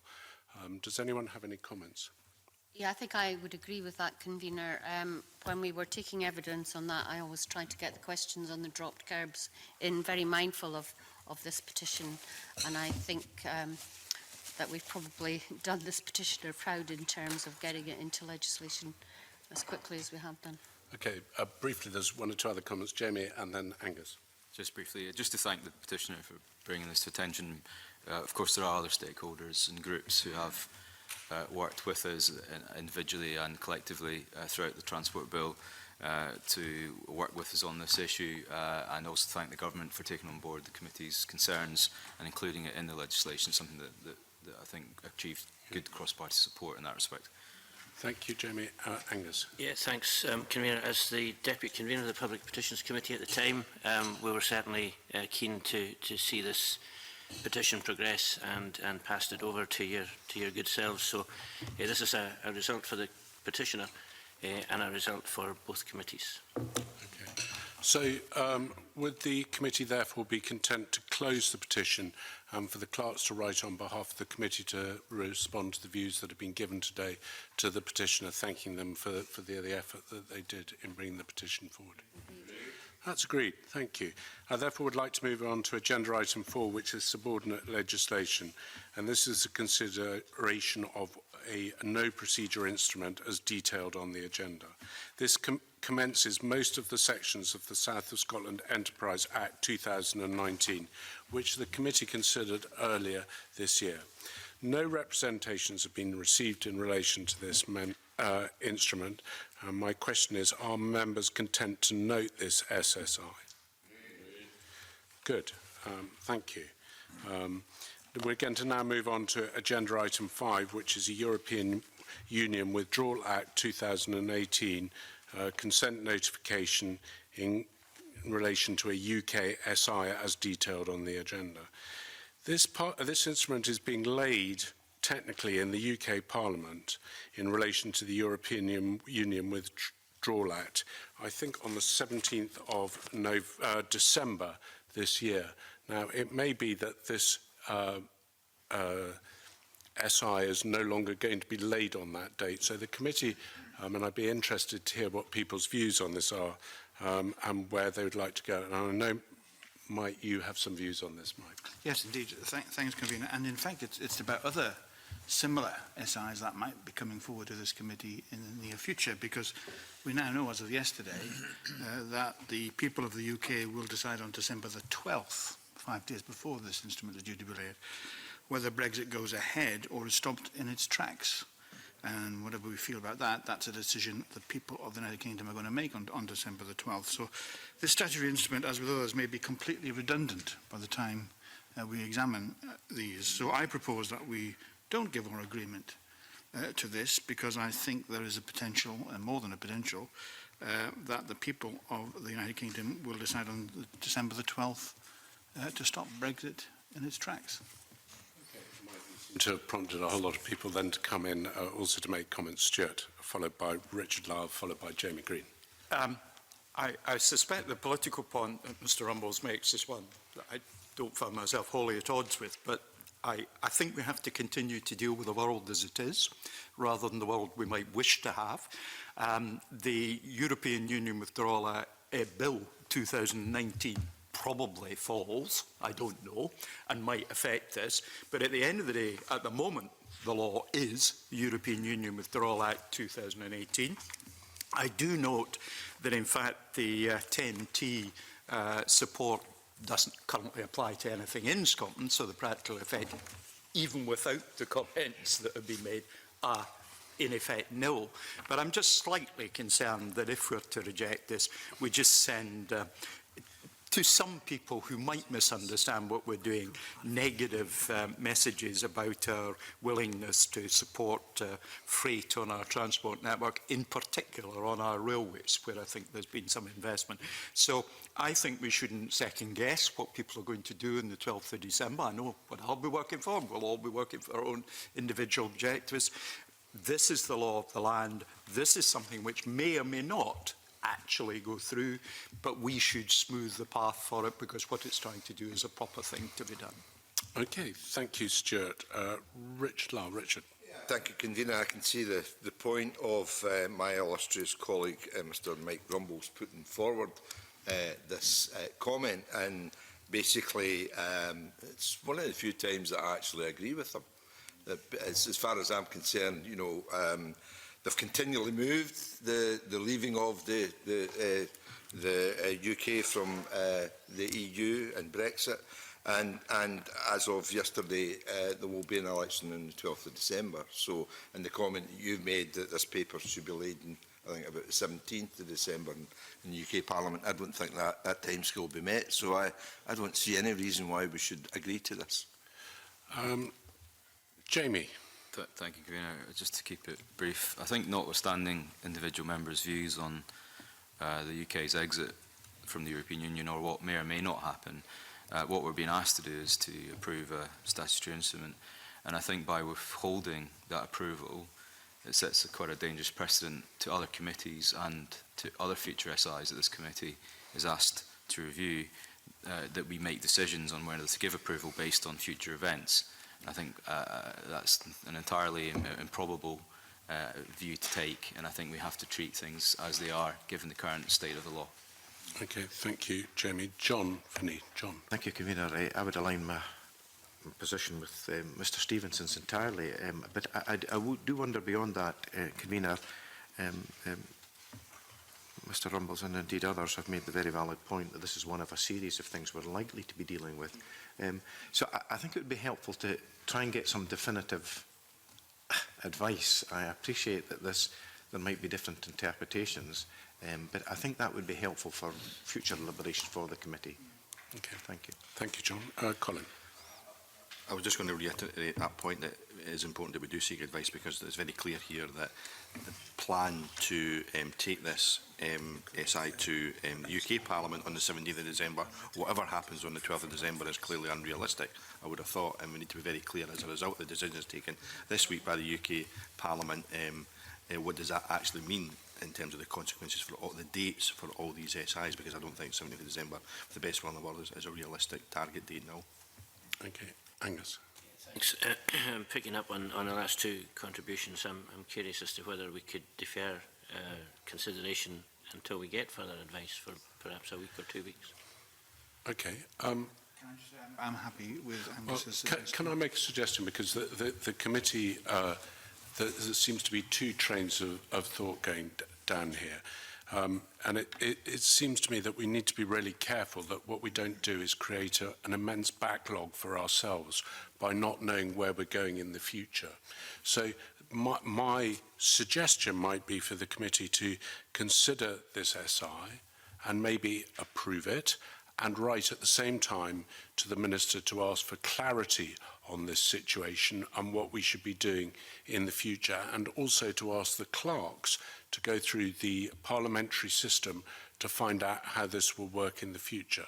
The benefit of that is that you, the members who are not keen on it, have had a chance to make their point fairly at the committee. We have not created an artificial backlog for ourselves, and we know where we will be before we have to consider another one. That would seem to me a sensible procedure. I don't know if any members of the committee would have a comment on that. Mike. Thank you, Convener. I do have a comment. I was quite happy to, I mean, I'm objectors. I don't think we should be moving forward at all. But I was quite happy with Angus's suggestion that we defer this so that we get the advice as to what's going to happen. Because it's not just this, it's all the others that are coming down the road. And I would rather the committee acted as one. I don't want to be the cause of a division in the committee, but I don't want to approve this yet because I think it's wrong. Okay. But I'm happy to accept a compromise put forward as Angus did. Okay, can I make an observation given to me by information from the clerks? We have to make a decision on this by the 20th of November. So there is a situation where we could defer.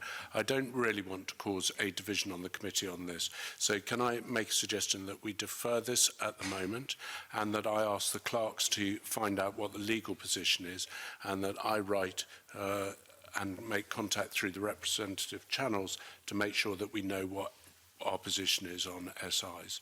And if the... Jamie. I completely disagree. Why are we deferring a decision on an SI that's been presented to us? There's absolutely no rationale or reasonable justification for deferring the SI that we've been asked to look at today. Well, because of future political events that may or may not happen. I think that's entirely not how the committee should deal with SIs. I'm sorry. Stuart, you have made comment. I mean, I hear your comment, Jamie. I mean, my point is what I don't want to do on this, because I don't want to divide along political lines. I would much rather find out what the real position is as far as the legal position is concerned regarding the Parliament. And I'm at a loss because I have not got the advice in front of me. So I hear... My abstention from the defer then. Well, I hear what you're saying, but we have until November the 20th, so it could be brought back next week when I have clarity and I've been able to brief the committee on what the actual position is in the Parliament. I note your disagreement, Jamie, but it is round this table I see a majority of nods with my suggestion. So if we're happy with that, that is the way I propose to deal with that. Thank you very much. Do you want your dissension recorded? Yes, please. Your dissension will be recorded in the minutes. Okay, thank you. The committee is now going to move into private session, so I now close the committee.